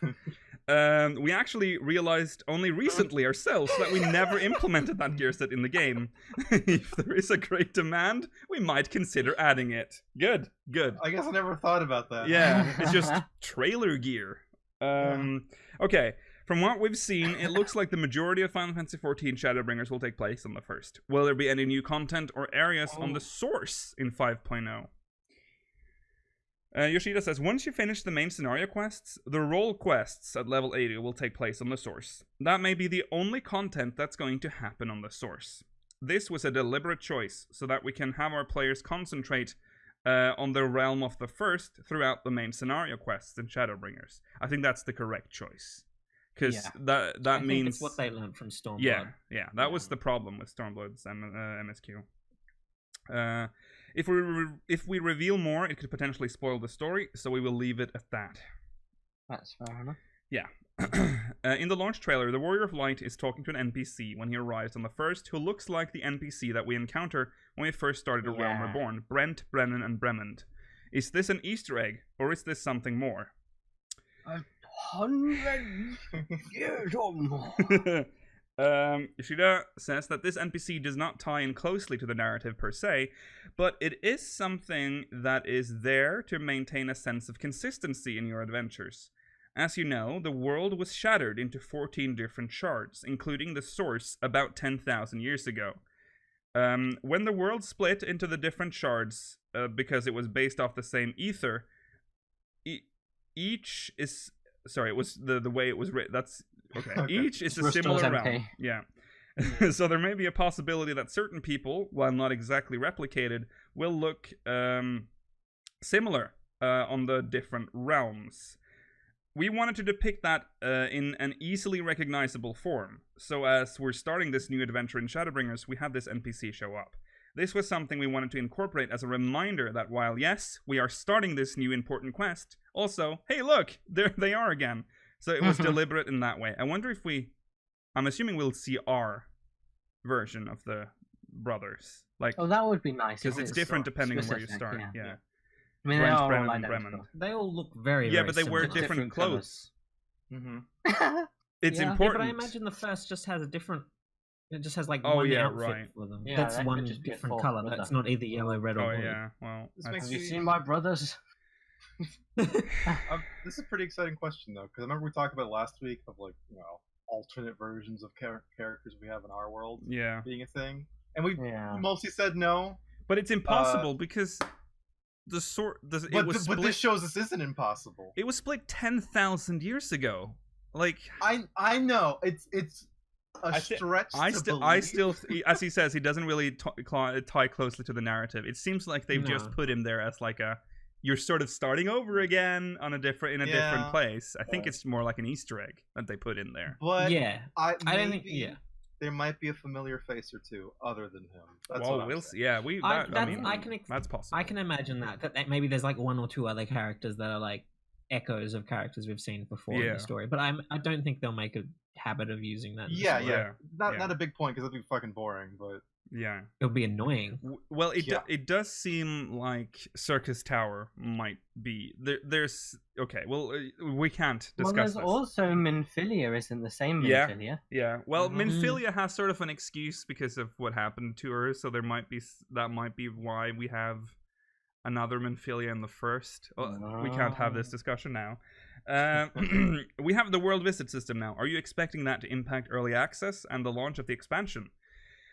Yoshida says, it's a pretty massive system that we implemented to be able to world visit, but seeing that there weren't many major bugs and it's running smoothly, we're pretty confident that the framework of it is working properly. That being said, of course, say for example, if there's a lot of people on Balmung, you may run into login issues. Because we have the world visit system, we might recommend people move off of more congested servers to play more comfortably on less congested worlds at launch. There were definitely a lot of people on that particular server, and more people joining as well. So again, we would probably recommend playing on a less congested server if you're looking to play comfortably. Listen well. We're full. Yeah, Ragnarok's full. Ragnarok's full. No need to come here. Like the third most populated world now on Crystal, which is wild. Yeah. Try Goblin. No, stay away. Go to Goblin. Leave me alone. We shouldn't say this, Mal. Yeah, this is bad. Come hang out if you really want to. Yeah. You know, I'll say hello, maybe. Don't say that, Rollo. What are you doing? Do you want to play the MSQ with like tells going off, like ding ding ding, hello, ding ding ding. Hello, Rollo. It's like a really emotional scene. Jesus Christ. God, yeah, I'm gonna have to put Busy on. Yeah, put Busy that's on. What I want. Ruin my DMs, please. Don't ruin mine. I will slay you. With the world visit system, have you seen changes to the economy overall? Yoshida says, we saw some changes happening with enabling the world visit system, and we are still in the process of things shifting and fluctuating, but it feels within the range of expectations. In areas where we've seen extremely low supply of items with the world visit system, we were able to supply and meet the demands for what was lacking in those particular areas. And we also see the prices of the different items sold stabilizing and becoming more average. We haven't seen much confusion either. We are pretty smooth in terms of the economy, and I think I agree with that. I haven't seen any of that. There were a lot of doomsayers when this came out, like the economy was going to fucking crash. And we said, I think we even said that there might be a tiny amount of time where the economy crashes a little bit, but it'll stabilize. Yeah. I didn't really see that crash. At least not on our server or data basically center. Stayed the same. There was that first week of people just running. Balmung struggled. For they stuff. ran out of goods, but that has, I think, stabilized now. I think that's quite cool in a way, though. Yeah. Balmung ran out of goods. That's like a historic moment. I think that's cool. Yeah. When an expansion launches, there are multiple instances for each zone to help alleviate the stress. Unfortunately for parties, they will often teleport and get put in different instances. Oh god, we have to deal with that now. And then have to zone out and back in order to reconnect. Is there any way to have an option to choose which instance to teleport into? Yoshida says we have addressed that, and your party won't be split up. Wow, so we don't have to deal with it anymore. Yay! Make sure you're in a party before you go. Yeah. We know that Ishgard... okay, hold on. Okay, we know that Ishgard reconstruction is going to be considered crafting and gathering endgame content. Can you elaborate more on what this means? Will it be only level 80? Yoshida says, first and foremost, how this will be flagged as far as completion will not be by individual players. It will be flagged based on the entire world. So that's, like, confirmed. Well, we confirmed that a long time ago, but that is, yeah. The basic... Which means it's kind of what we didn't want in a way. It's the Mordona thing all over again, or Revenant's Toll. The basic we concept. We wanted the Domain Enclave format. Because I thought everyone but it runs on agreed. Season, so it will be destroyed again, I assume. And then I don't know what that means in relation to the reconstruction. There'll be dragon attacks at the end. Oh yeah. That was. But they're not at war with the dragons anymore. Heretics. The heretics stopped attacking. Guardians. That makes more sense, but still, it's a bit weird. The basic concept is going to be that all of the players within a particular world are going to rebuild Ishgard. Of course, you can contribute more if you have a higher level crafter or gatherer, so in that sense, you could be able to contribute more. There is also an element, however, where your character does not have the crafter or gatherer job sufficiently leveled you can purchase something like a lottery ticket that will allow you to we talked about this, participate in the reconstruction. Also, as more of Ishgard is reconstructed, there will be festivals that will be held, kind of like a seasonal event, and players can participate in those events to obtain additional rewards. That's cool. And then there will be a ranking system. If you're the top crafter or gatherers, you will have a title that can be awarded to you, or a tool that you can obtain, sort of reminiscent to the ultimate battle weapons. So that will be an element for the top crafters and gatherers to attempt to achieve as well. So that's nice. Finally, Ishgard's getting seasonal events. Yeah. Is Ishgard housing related to this system? It's up to the players, I think, he says again. Oh, this is so ominous. Why? I don't know what that means, still. I feel like it's confirming housing. Because Once it's up to the players. Construction, you'll be able to then have the housing ward. But, and here's the kicker, you have to build when the every dragons housing attack, ward. you'll lose the house because it'll be destroyed and you have to start again. You have to buy insurance. You have to buy insurance for your house for dragon attacks. Oh, I see you don't have Dragon Killer set up. That's going to cost you a 5% premium. No person. Okay, regarding housing, trying to get a plot is very difficult, and it takes a lot of time, and there's a random element involved because of the timer. Has there been any consideration to change how the system works? Yoshida says, this system is necessary to address RMT gold farmers. We want to eliminate issues where they are farming for land as well, and if we were to remove this system, then nobody will be able to buy land properly anymore. We wanted to make it so that it's fair to everybody. So yes, luck is involved in that process, unfortunately. But for the time being, we don't have any intentions of changing the system. Also, and this is something of a happy problem to have, but there are so many players that are still joining us, so it might be getting to that point where we have to consider adding more plots of land. We'd like to launch Shadowbringers first and let things settle down and monitor how the different servers are populated and make out considerations from there. Why can't you just have like a system where you put it, like, you go to a housing plot, you take like a ticket, and then everyone finds out all at once which one of them got the house. That's a good way of doing it, because yeah. Or even just because it's pretty much random anyway, so why not just make that more obvious? Yeah. Then you don't have to farm it, you can just get in and then get on with your day. That's a good system. It's not random, Yurgi. I got it through skill by using my controller to buy the placard quicker than anyone else. It was skill, I see. not luck. I see. I'm using keyboard macros to buy all my property. Okay. Right, let's just move to the last question, because we need to start the great discussion. Before FanFest this year, there was a lot of information leaked. What was your reaction to that?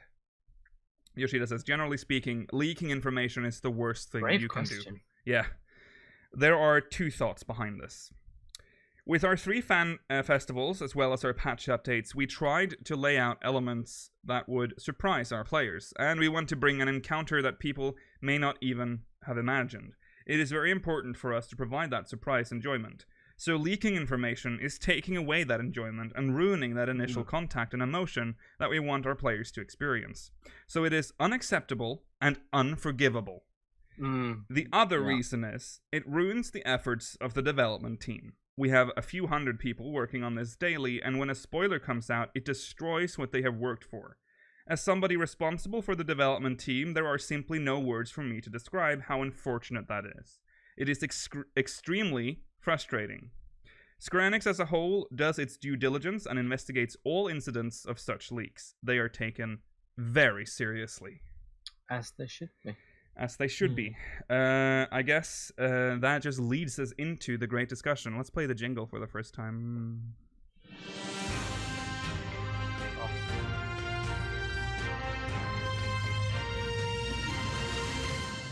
Welcome to the great discussion, and our main topic, of course, is going to be about the leaks. And we're going to throw data mining in there as well, because it is sort of a growing thing in the community, but they are not the same. Let's be very clear. Data mining and leaks are completely different things, and we will treat them as such. We will start with a Mog mail, of all things, that also it just fits this discussion perfectly.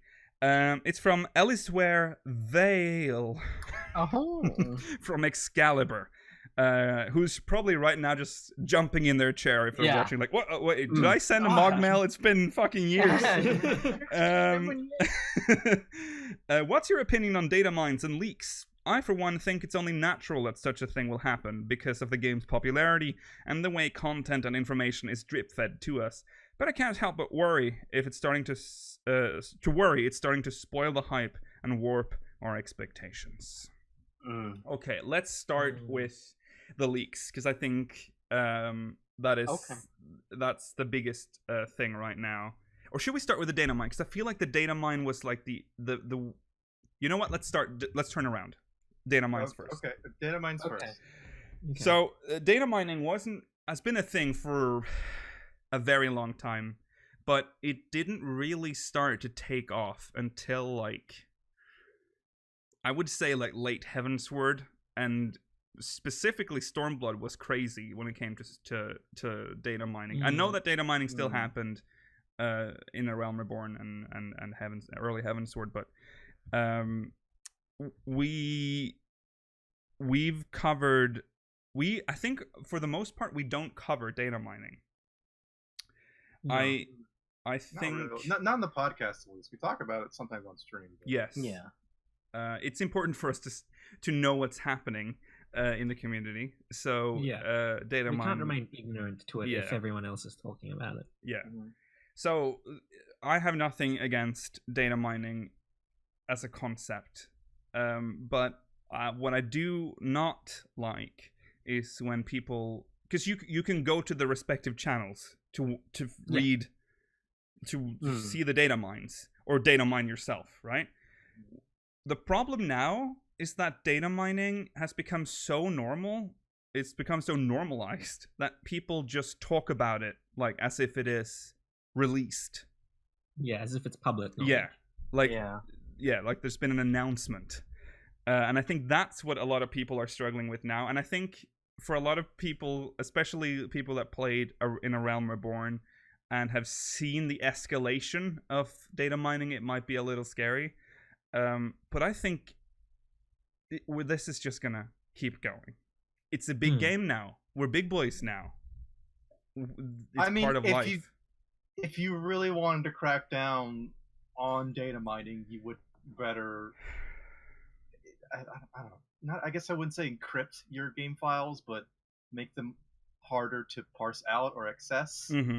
Just ripping them. I don't. Is that a thing? I don't really know. I'm not going to pretend that. You also wouldn't put some things in the game so far ahead of when they're actually used. Yeah. Yeah. There is a point to this. Square Enix at this point knows about the data mining. Like, they know that people data mine, and everything is data mined immediately when a patch is out. They shouldn't put certain stuff, because I know, for instance, that the Christmas event last year was leaked like 6 months before the event itself started. Why would they put... Same thing with the Easter event. Yeah, same thing with that. I don't know why they would put that in there, knowing full well that data miners would pick that up. And that was like up on YouTube. Because they have plenty of maintenances that they could just drop this in, just like the soonest maintenance before each event. Yeah, they don't have to do it so far ahead. Their working schedule, they're probably 6 or so months ahead anyway.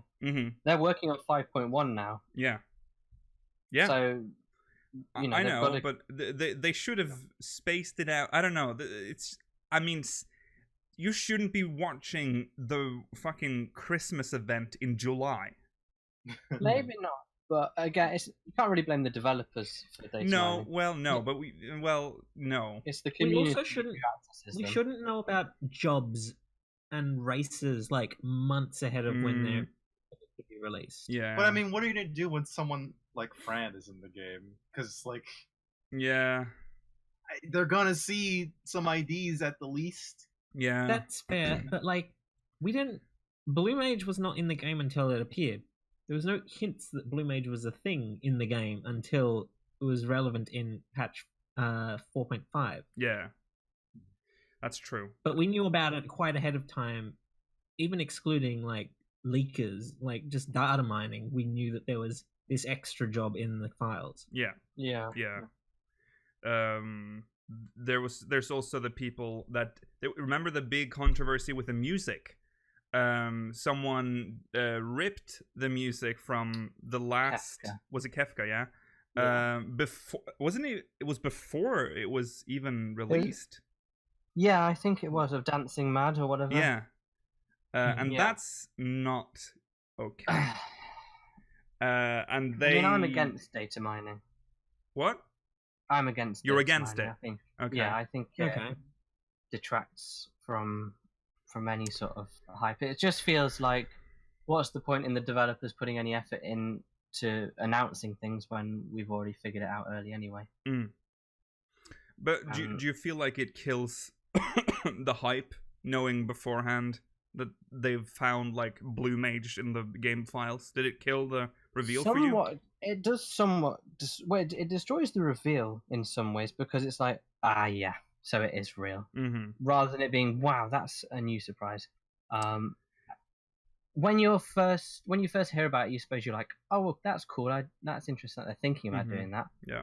But you find out about it too early. Yeah. So for me, it does take away from it quite a bit.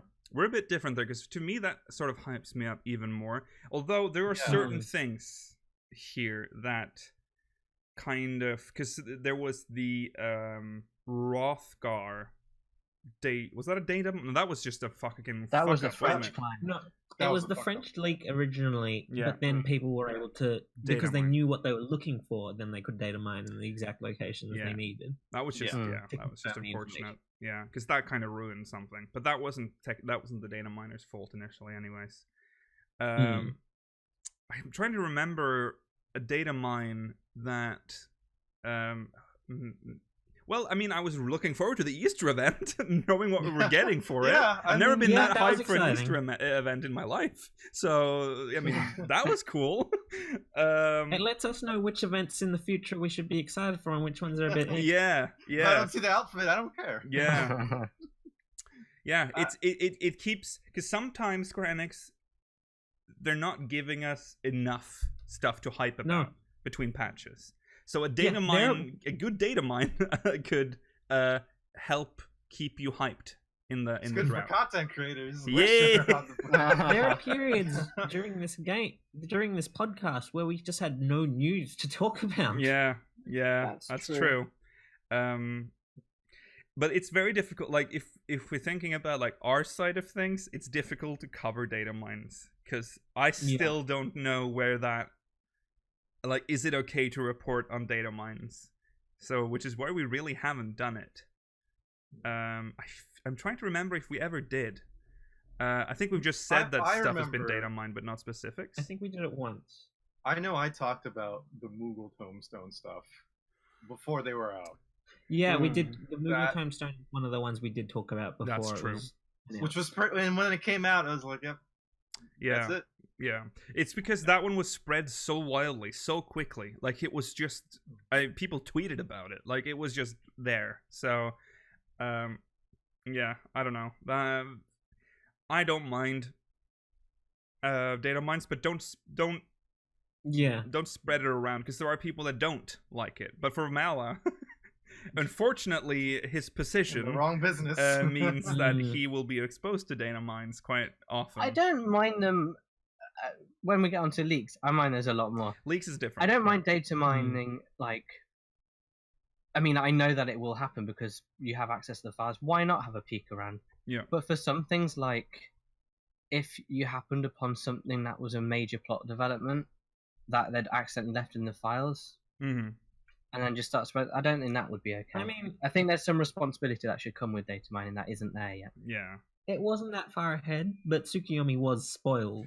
Yeah. Oh, that's true. That was a bad one. And also the ultimate fight where it was the race was cut short by the fact that they figured it out using data mining rather than their own intelligence. Okay. That was bad. That one I got a little upset about because that affected actual gameplay. Yeah. So there is a line that we all draw somewhere. Yeah. At least. Yeah.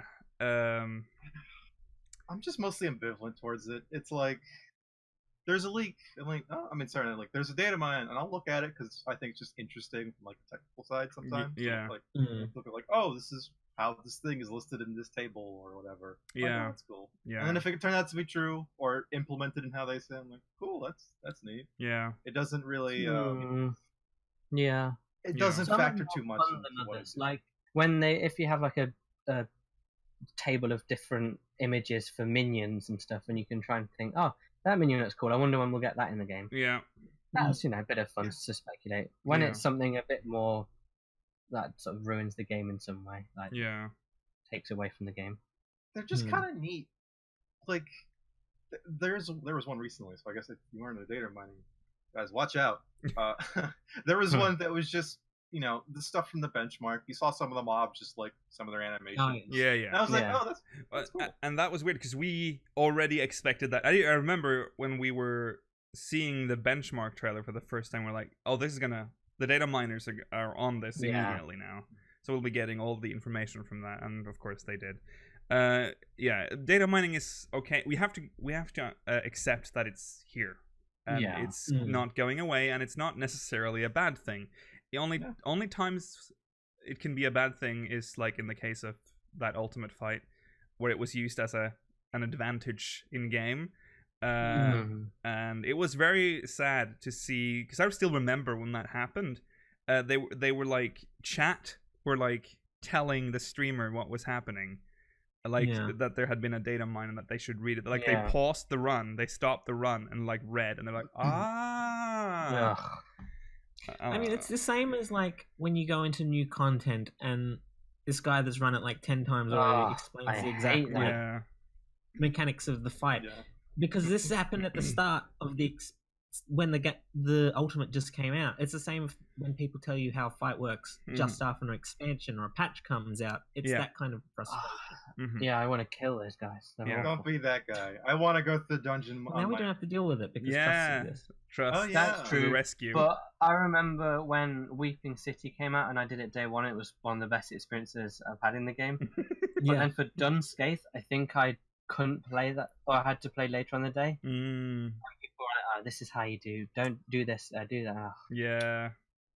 That's how quickly things get done in this game. Patches, it's all done in one day. Yeah, I mean, everything's consumed very quickly. Yeah. So okay. The thing about 24 mans though is that like, sure, it's fun to learn, but at some point you're like, okay, I don't want to spend forever on this. After a few weeks. Even after a few well, you have to remember number of wipes. Yeah, you have to remember that people do this daily on the roulettes. And they, even if it's only been like 3 days, they've done it 3 days in a row. Yeah. And if they're failing on the first boss, I mean, you might be. It feels bad. You're gonna get a little frustrated. I mean, you can't even do that anymore, Mela. You can't. You even said it yourself. The people are shit on that boss. But Death Gaze, people are rubbish. Yeah, exactly. 24 man aren't in the roulette when they release. That's true. That's a good point. That's true. Preserve the experience. Yeah, a little I bit. guess. You have to queue them. Yeah, I'm sorry. If we get Dunscaith now, I'm going to tell you what to do. Because, like, I want to get out of Dunscaith. The grace period ended a long time ago for that, There's a difference between just after this content comes out and 4 years after it came out. Yeah. If you're telling me, like, let's say a week or two later, I'm fine with it. Yeah. I don't care. Yeah, don't do it on launch day. I hate people that do it on, like, fucking launch day. And they're like, this is how you do the boss. Oh, you did it wrong. Try standing over there. Like, no, bitch. The more people, even more worse likely you are to get an explanation. In dungeons, I think people are more lenient about not explaining a mechanic. Yeah. If you don't want to hear it. Yeah. Yeah. Well, unless you keep dying. What I do is, I just don't read chat. Yeah, I usually that's just because if I know that I'm in a party with a fucking explain prick, I'll just switch to like the event tab and I won't look at your chat at all. That's right. I'll be in event tab for like the first few days probably. Yeah. Or I'll make a tab that's just our secret channels. Okay, but let's talk about the more serious part of this, because I think data mining is like okay to a certain degree. It's not something we can really do. It's not illegal. I don't think it's against the terms of service even, is it? Because you're not tampering with anything. You're just... It's illegal. You're going to get fired from your job. From your in job? That sense. No. Yeah, if you're... Well, I'm saying No, data miners? no, we're talking data Oh, mining. sorry. We haven't moved yet. I needed to Yeah. close the Sorry. data mining. I don't know if it's legal or not, but it's not something they can stop. No, because you're just reading. Is it Okay, against it's the against current? Apparently it TOS. is against Okay. current class. Okay, so don't tell it. I never do it. So Don't it's tell Square Enix basically if you're doing it. Yeah. Yeah. I guess. Okay, but let's talk about the other, the one that's definitely against the terms of service of everything, basically, and that's the Well, leaks. it's also probably against the rules of their company. Yes. Probably against the yeah. Okay. Like the Geneva Convention. We need. Yeah, I think it does. So I meant illegal. I didn't mean illegal, as in law for data mining. Okay, but this one might actually be illegal in some sense. Yeah. Yeah. Your company could take you to court for it. Probably. Yeah. The leaks. So we have to start because we have, prior to the Blue Fever leaks, we had not really had to deal with any leaks at all. Like there were no real proper leaks. And then Blue Fever was just happened, and it was like on a weird forum. I remember the first time I was made aware of this. GameFAQs. Yeah, it was on GameFAQs, and I'm like, what? Who uses GameFAQs forums anymore? And it was quite a lot of information. They claimed to be an employee at No, they didn't. We don't know. We speculated that they might be, That right? one, there was like 2 or 3 of them. But Yeah. There was a the initial Blue seemingly Fever. disgruntled Square Yeah. Enix employee as well amongst them.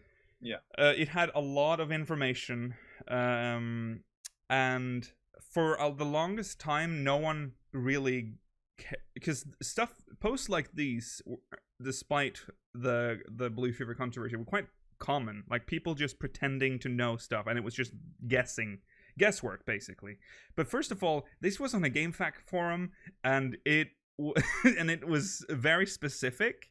And then as the patches came, the stuff he had said happened, like it was implemented. The first one being I think it was Tsukiyomi. yes, I think it was Tsukiyomi. And was it Tsukiyomi? He explained it in quite a bit of detail, didn't he?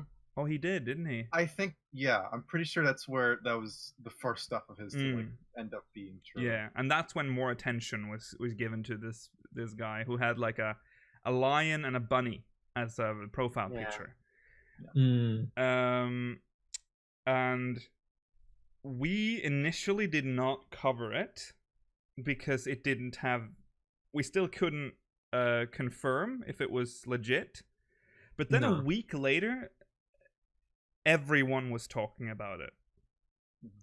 I remember even on our Discord, like it was in general. It was just in general at some point. Yeah. Like it was so common knowledge at that point that it would have been weird if we didn't acknowledge it. And I think that was after.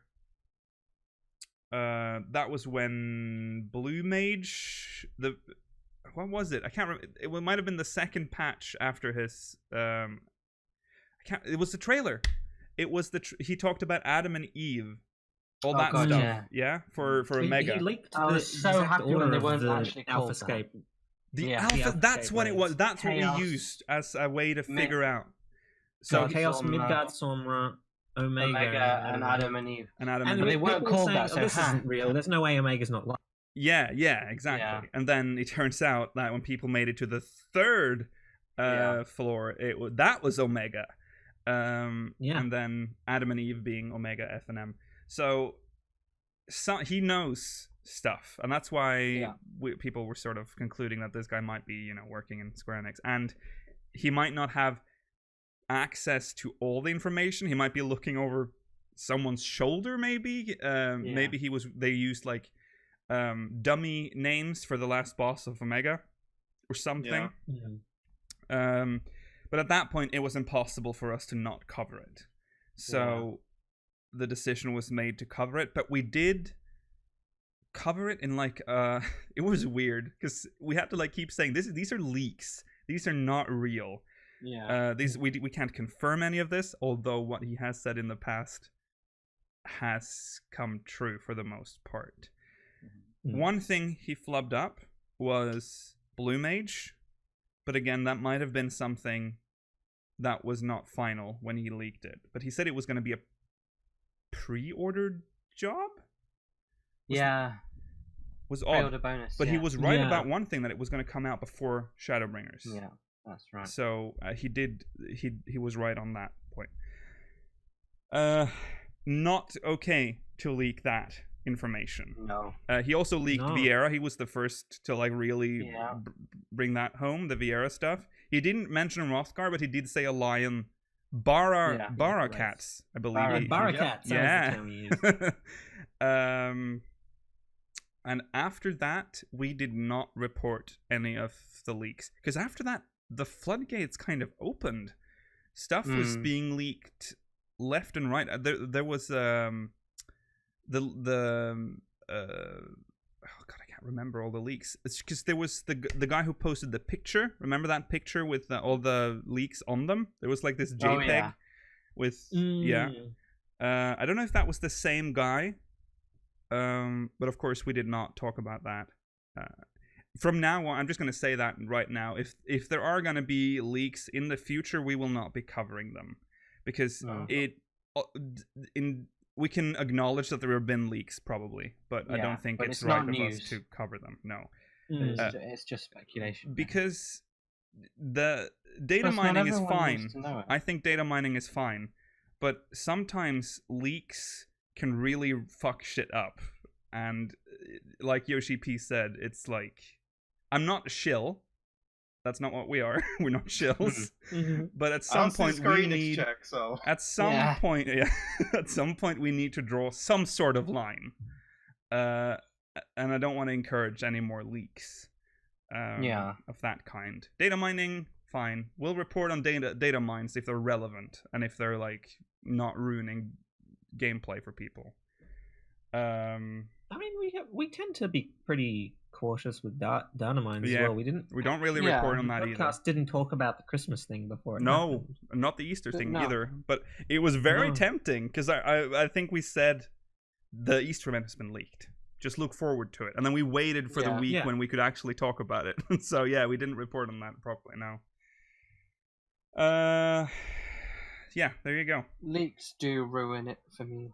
Leaks are bad. Yeah, leaks aren't good. Yeah. I didn't like when you're leading up to FanFest, which is the biggest event every 2 years, and you already have an idea of like 90% of the announcements. That's destroyed the FanFest. Yeah, I will say one thing though. How are you going to get hyped for it? The Blue Mage thing was a little different because it was data mined and then leaked. Yeah.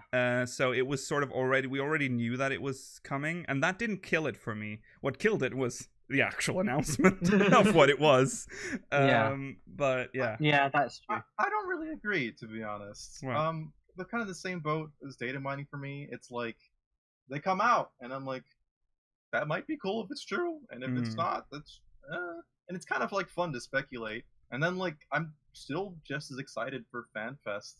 I feel bad for the developers, like specifically the developers, not the company. Let me say that, like, because like if you're a developer, you're gonna be like, oh, I'm so excited to see my thing, and then it's kind of ruined. I feel bad for that. Like that kind of sucks. Yeah.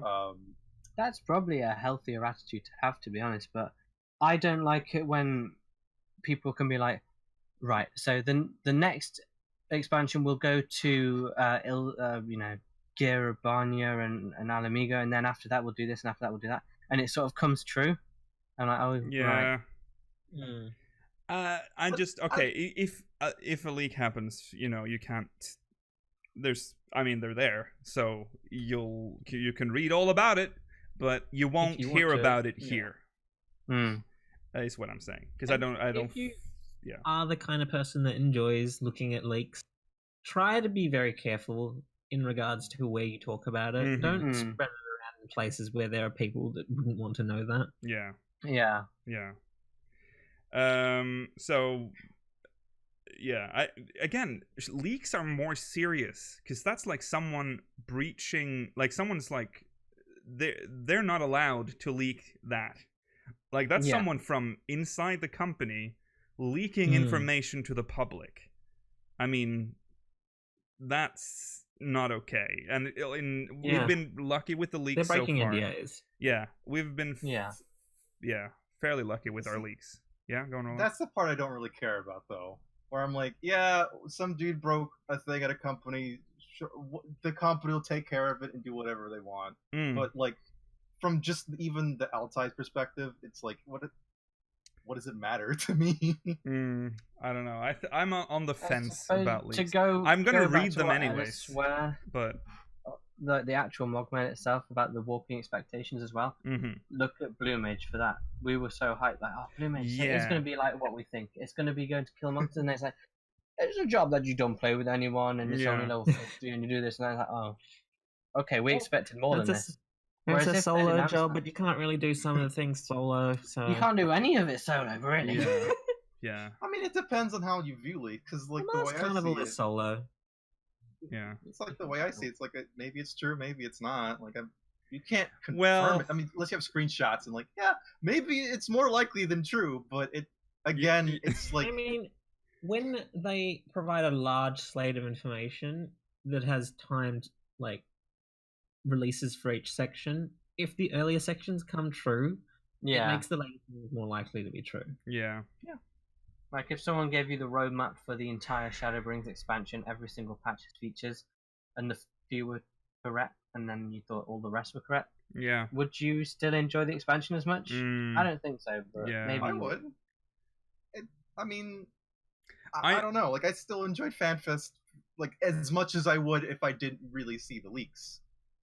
Same thing with like other leaks that happen for other games. Like I remember Ryu was leaked for Smash like really early. And it was still really cool for me to watch the Nintendo Direct. Like, was it really early? Yeah, he was like I think a full week or like a few days before the Nintendo Direct. Oh, that's not really early, but okay. Yeah. Well, it was a bit, but I still got excited. It was like, oh my god, it's for you. Yeah, but the thing is, when Cloud was announced, I was way more excited for that. Because there were no leaks about Cloud being in Smash Bros. Yeah. That was a far more exciting moment for me to be in the moment watching Cloud be revealed. Yeah. For a Smash Bros. Game. I mean, but also it's Cloud. So, yeah. Well, it's weird though that wasn't leaked because it was Cloud. Like, how did that not? How did they keep that secret? I don't know. I will say though, I draw the line at like just full-on story leaks, as in like if someone were to tell me, Alfino just fucking bites the dust and explodes horrifically within 5 seconds of the expansion, and it's such a grief, I'd be like, okay, don't tell me that. It also like breaks. It can turn like it can make it so that Square Enix in the future will be more tight-lipped, so we get less reveals as we go, because they want to keep everything secret in the future.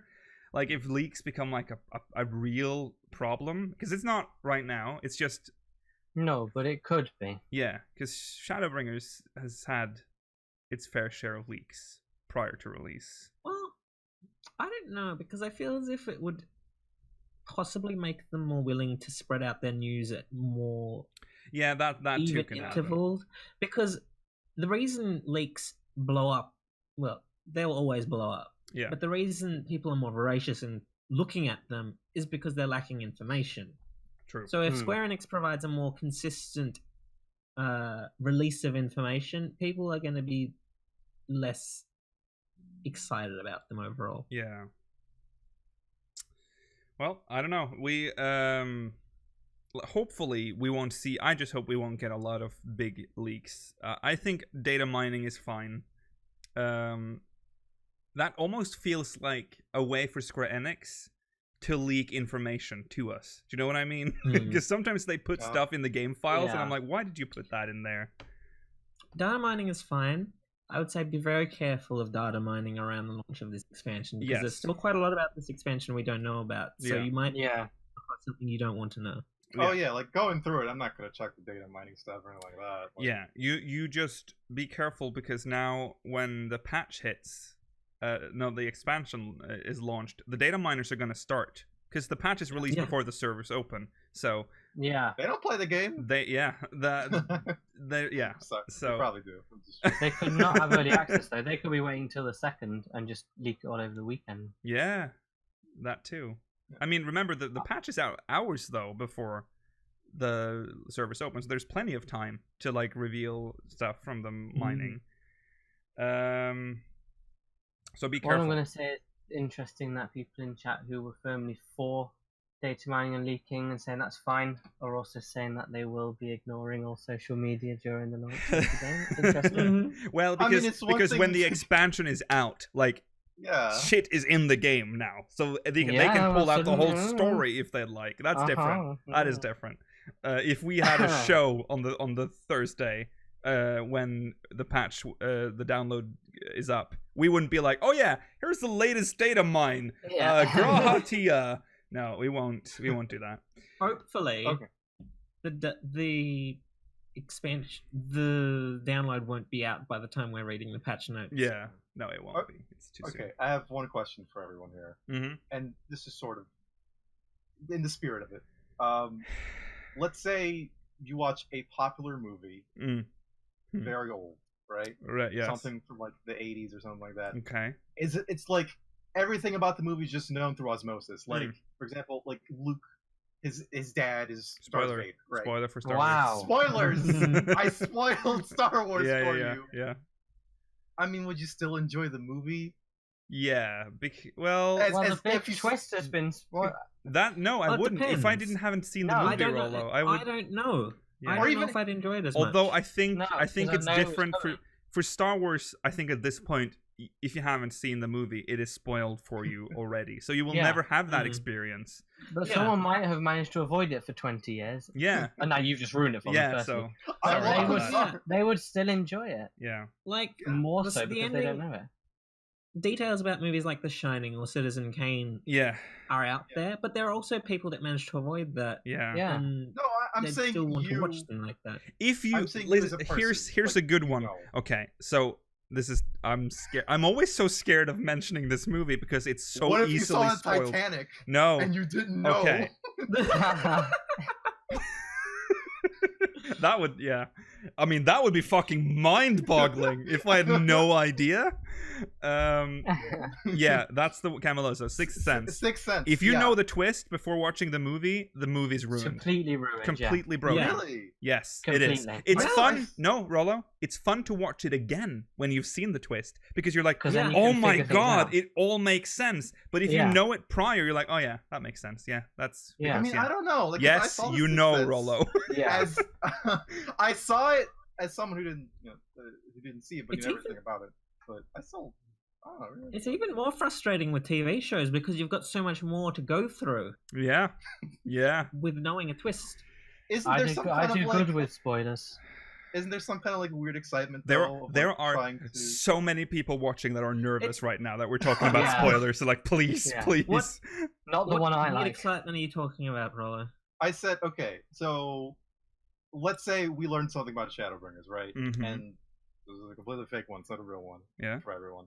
Let's say Urianger turns out to be a primal, right? Okay.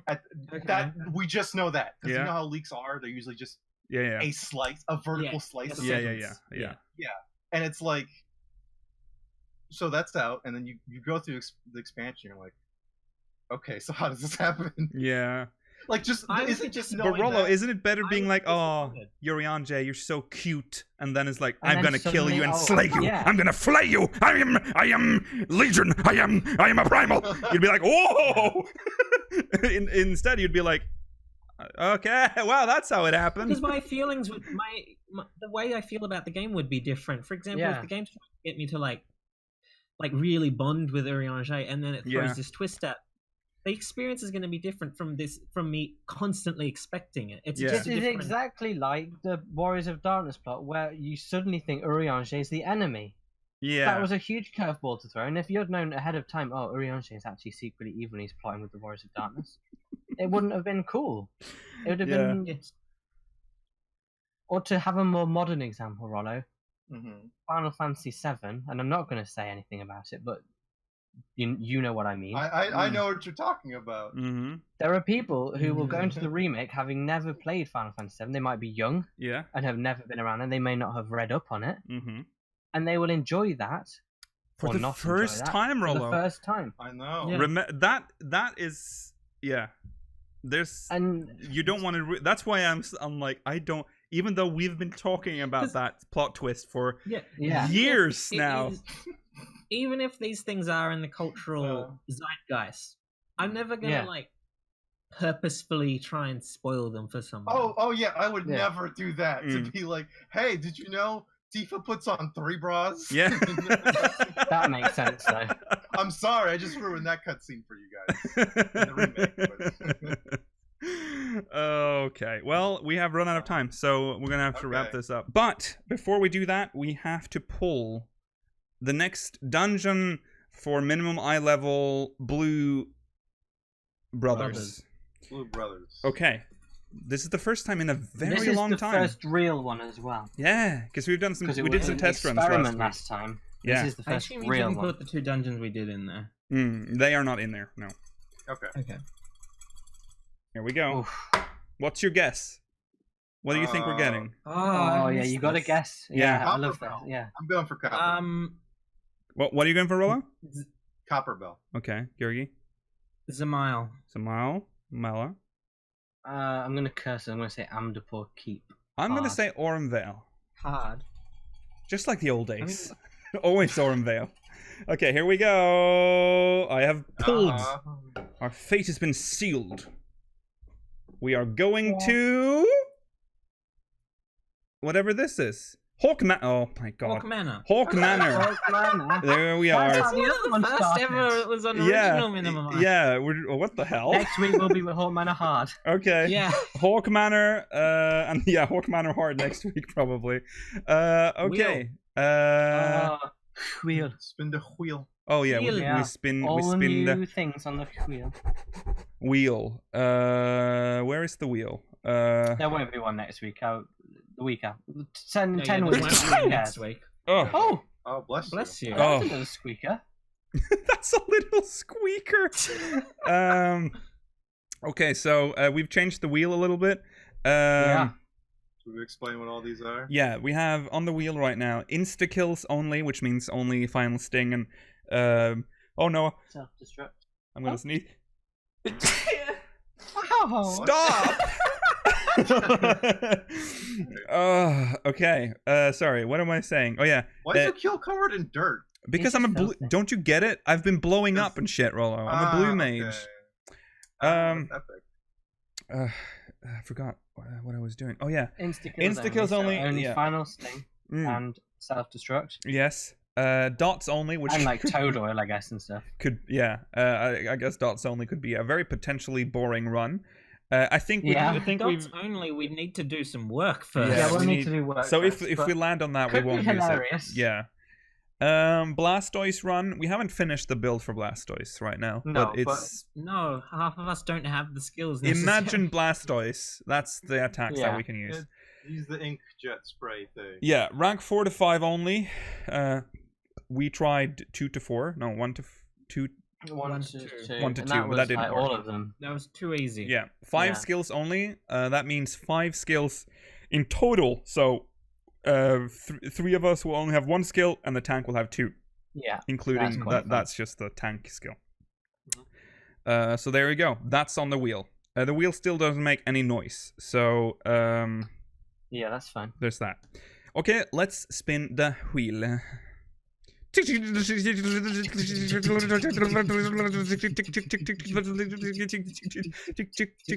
Oh goddamn!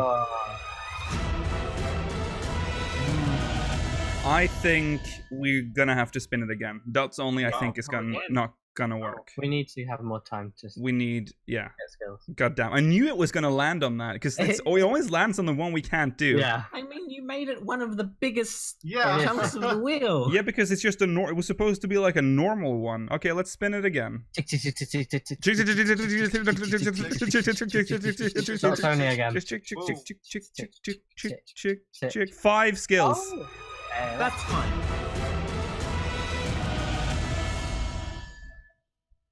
There we are. 5 skills. go. That's how. Again. Orc Manor. Again, but this time for real. So Okay. Hawk Yeah. Manor Yeah. is like a more proper dungeon than what we did for the test runs. Yeah. It's more exciting. Yeah. So real fight. Yeah. Full clear. Every single chamber will be there for us. Yes. Yeah. Even the Don't fireplace. use the keys on the wrong doors, otherwise we won't get a clear. Yeah. Oh, yeah. Wow. All right. Yeah. Wow. Wow. Okay. Jesus Christ Almighty. Okay. I didn't expect that. Okay. Aggressive. Thank you for Sorry. watching this episode of Speakers of Eidolon. Remember to follow us remember to stay tuned for the poster if you're watching live. We'll be premiering Fallen Rice episode 6.